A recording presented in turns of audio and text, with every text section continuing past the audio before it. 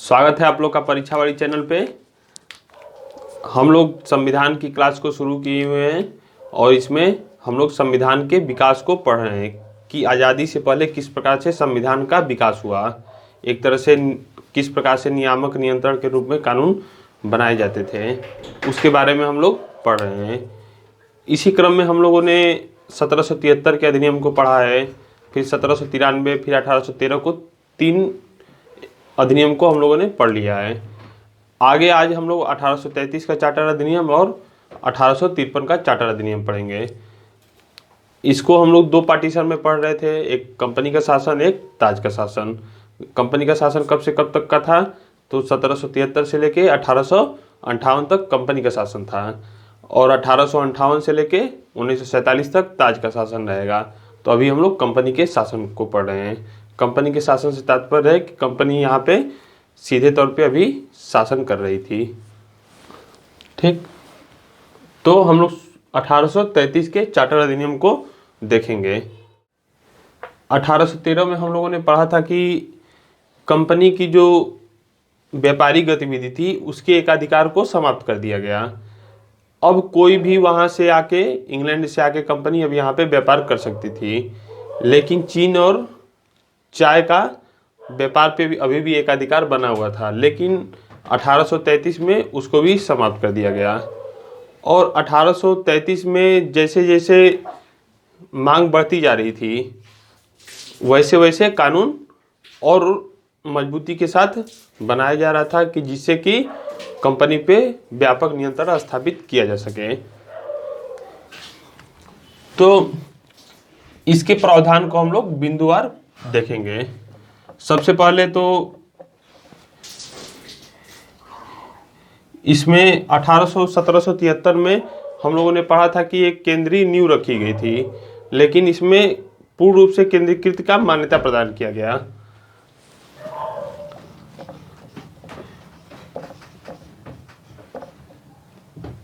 केंद्रीय मान्यता प्राप्त किया गया। इसमें क्या होने वाला था अब कि जो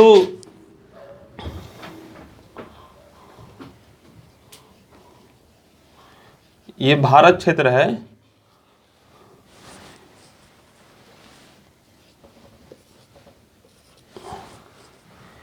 भारत क्षेत्र में अब क्या होने वाला था कि जो भारत बंगाल का गवर्नर जनरल हुआ करता था, अब वो भारत का गवर्नर जनरल कहा जाएगा। क्या कहा जाएगा? भारत का गवर्नर जनरल।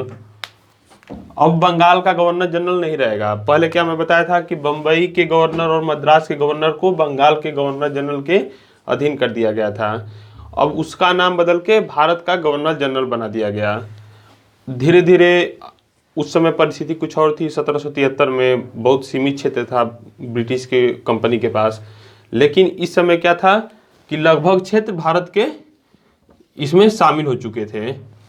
मुख्य रूप से प्रत्यक्ष तौर पे तो नहीं, लेकिन लगभग जगहों पे एक तरह से नियंत्रण स्थापित हो गया था हर एक राज्य में। तो इसलिए इसके एक पूरा का पूरा केंद्रीकृत स्ट्रक्चर बनाया गया और इसमें इसको बंगाल के गवर्नर का नाम बदल के भारत का गवर्नर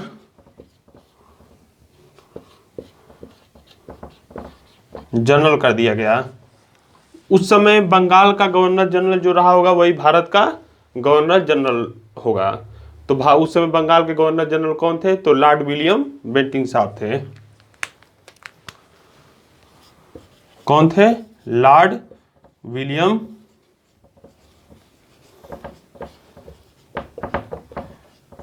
बेंटिंक। 1773 में क्या हुआ था, जब कानून को शुरुआत रूप में लागू किया गया, तो उस समय क्या हुआ था कि उस समय बंगाल का केवल गवर्नर होता था, तो उसका नाम बदल के गवर्नर जनरल रखा गया। तो कहीं भी प्रश्न पूछेगा कि बंगाल का प्रथम गवर्नर जनरल कौन था, तो बंगाल का प्रथम governor general lord Warren Hastings. और यदि भारत का गवर्नर जनरल पूछेगा तो भारत के प्रथम गवर्नर जनरल कौन थे? तो लॉर्ड विलियम बेंटिंक। इतना आप लोग कॉन्सेप्ट को क्लियर रखिएगा। ये 1833 में हुआ है और वारेन हेस्टिंग साहब 1773 ईस्वी में हुए थे।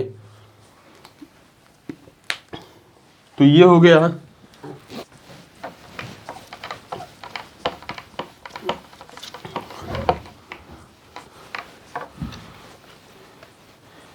एक एक करके हम लोग पढ़ा जाएगा। दूसरा महत्वपूर्ण क्या हुआ था इसमें, तो दूसरा महत्वपूर्ण कार्य ये हुआ कि मैं आप लोग को बताया था कि ब्रिटेन में एक बोर्ड ऑफ कंट्रोल रहेगा।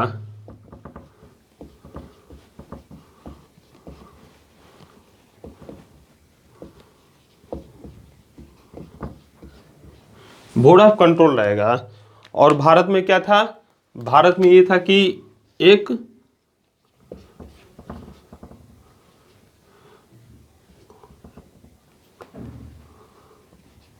गवर्नर की परिषद होती थी। किस लिए परिषद होती थी, वो गवर्नर जनरल को सलाह देने के लिए, उसी के सलाह पे कार्य किया करता था गवर्नर जनरल। तो पहले इसकी संख्या क्या थी कि 3+1, गवर्नर जनरल एक हो गए और 3 गवर्नर परिषद के सदस्य हुआ करते थे। लेकिन 1833 में एक सदस्य को और रखा गया इसमें। तो कौन थे, उसको विधि सदस्य के रूप में रखा गया। विधि के निर्माण या परामर्श के लिए कि उस पे किस प्रकार से कानून बनाया जाए वगैरह वगैरह कार्य के लिए इसको एक विधि सदस्य के रूप में इसमें स्थान दिया गया। तो ये संख्या कितना हो गया, 4+1 हो गया। लेकिन ये अभी अस्थायी रूप से था, अब ये अस्थायी रूप से हो जाएगा। ठीक, इसी अधिनियम के तहत आपका विधि आयोग का गठन किया गया और प्रथम विधि आयोग के अध्यक्ष थे लॉर्ड मैकाले साहब। तो ये आप लोग आगे पढ़ेंगे। और इसी क्रम में अब तक विधि आयोग का गठन किया जाता है और वो अपनी रिपोर्ट प्रस्तुत करती है और नए नए विधियों का निर्माण किया जाता है। फिर अगला क्या किया गया इसमें, अगला किया गया कि जो इसमें इस अधिनियम में तय किया गया कि जो भी कंपनी है भारत में, यानी ईस्ट इंडिया कंपनी है भारत में, वो ब्रिटिश की संसद की एक न्यासी है, सम्राट की वो न्यासी है। कंपनी सम्राट के न्यासी के रूप में कार्य कर रही है। न्यासी मतलब कि हमने अपना अधिकार दे रखा है कि आप जाइए वो कार्य करिए, तो उसी को एक तरह से न्यासी बोल सकते हैं हम। अपनी राइट को सुपुर्द करके दूसरे को सुपुर्द करना। तो सम्राट ने कहा कि हम अपनी राइट को आपके यहाँ सुपुर्द किए हैं और उस रूप में आप कार्य कर रहे हैं, ये इस अधिनियम में तय किया गया। लेकिन नियुक्ति संबंधी एकाधिकार अभी भी कंपनी के पास ही था। जो कंपनी के कर्मचारी होंगे उनकी नियुक्ति कंपनी ही करेगी।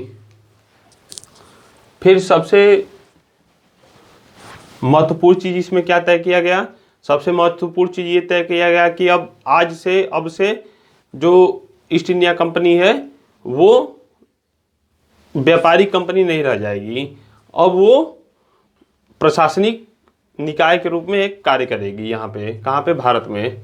तो इसमें तय किया गया कि अब ये प्रशासनिक निकाय हो जाएगी।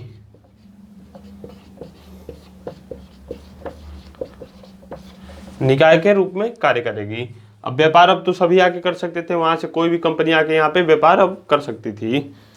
तो इतना चीजें इसमें शामिल किया गया। फिर आगे चलते हैं हम लोग 1853 के चार्टर अधिनियम पे। एक तरह से आप लोग कह सकते हैं कि 1833 का जो चार्टर अधिनियम था वो राजनीतिक रूप से एक तरह से उस पे सशक्तिकरण रूप से लागू किया गया कंपनी पे, कि उस पे नियंत्रण और अच्छे से स्थापित किया जा सके। लाजमी चीज थी कि कंपनी भी एक बार कह सकती थी कि सारा युद्ध से लेके हर कार्य तो हमने किया, फिर आपको एक साथ कैसे दे दें, हम अपनी पूरी की पूरी पावर को एक साथ कैसे दे सकते हैं। लेकिन वहाँ की भाई संसद तो संसद ही थी, तो उसने उस पर नियंत्रण स्थापित कर लिया।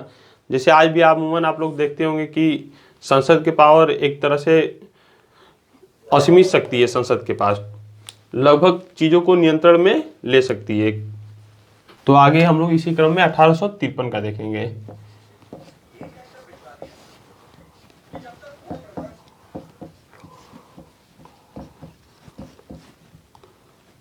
अधिनियम, इसमें क्या क्या प्रावधान किया गया? इसमें प्रावधान किया गया कि भारत में कंपनी का शासन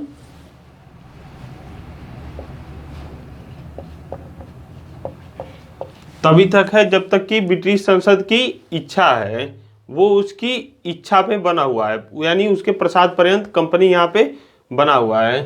तो इसमें क्या तय किया गया? कंपनी की शासन तभी तक है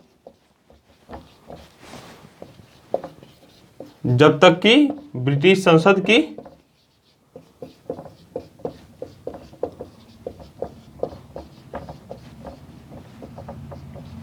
इच्छा है। देखिए, एक तरह से आप लोग कह सकते हैं कि जब एक कंपनी आई भारत में सब व्यापार करने के लिए, धीरे धीरे वो शासन करने लगी, लोगों पे रूलिंग, धीरे धीरे राजाओं को पे अधिग्रहण करने लगी सेना के द्वारा या जो भी द्वारा, और भारत के पैसे से ही हर कार्य वो करती थी।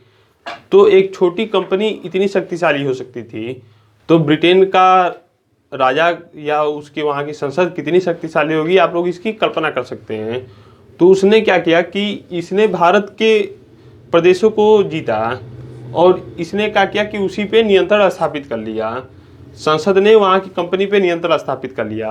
1853 तक आते आते लगभग क्षेत्र जो था भारत का, वो इंग्लैंड के हाथों में चला गया था, उस कंपनी के हाथ में चला गया था। और वहाँ से वहाँ की संसद ने क्या किया कि अब 1853 में बताया कि आप तभी तक हैं जब तक कि हमारी इच्छा है। देखिए, यहाँ पे धीरे धीरे शौक देना शुरू की, नियुक्ति संबंधी भी एकाधिकार को समाप्त कर दिया।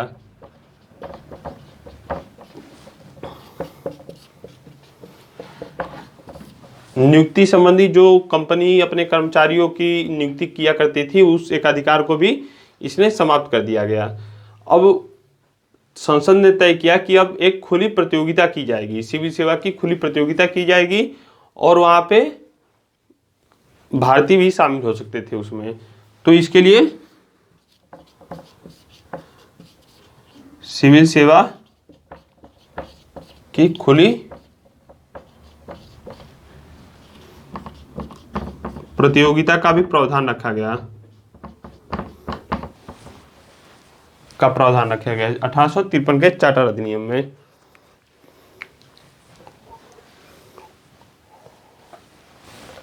और जो विधि सदस्य अब तक अस्थायी रूप से था, उसको अस्थायी रूप दे दिया गया।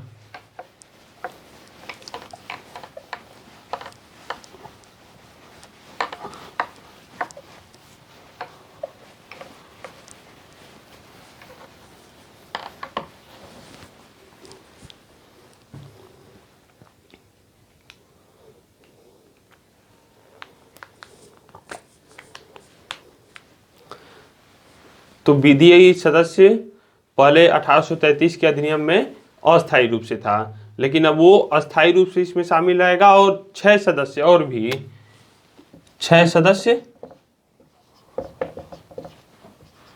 विभिन्न प्रांतों से, जो बंगाल का प्रांत है, मद्रास का प्रांत है, उन प्रांतों से मनोनीत करने का प्रावधान किया गया।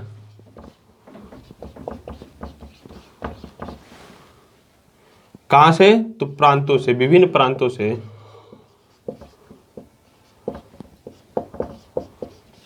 बड़े बड़े रजवाड़े क्षेत्र थे, उन सब क्षेत्रों से इनको मनोनीत करने का प्रावधान किया गया, और ये सब मिलके एक भारत के लिए कानून बना सकते थे। तो यानी जिस प्रकार से आज की एक तरह से कह सकते हैं कि संसदीय व्यवस्था है, उसका एक तरह से प्रादुर्भाव होगा, वहीं से इसका शुरुआत माना गया लगभग।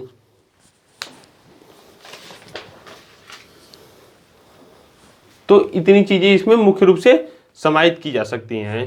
बाकी 1858 में अब धीरे धीरे विद्रोह होगा, देश में विद्रोह होता है 1857 का। उसके बाद क्या होता है कि वहाँ पे सीधे इसी बहाने सीधे ब्रिटिश की संसद वहाँ पे प्रत्यक्ष रूप से भारत में शासन करने लगेगी। तो आगे के क्लासों में हम लोग 1858 के, फिर 1909 के, फिर 1919 के, ये सब प्रावधान को पढ़ा जाएगा। तो आज के लिए इतना ही। अब कंपनी का शासन एक तरह से लगभग इतने प्रावधानों के साथ समाप्त कर दिया जाएगा। 1858 में एकदम से पूरी की पूरी कंपनी को समाप्त कर दिया जाएगा। तो इसी तरह से हम लोग को आसानी भाषा में समझते रहना है। धन्यवाद।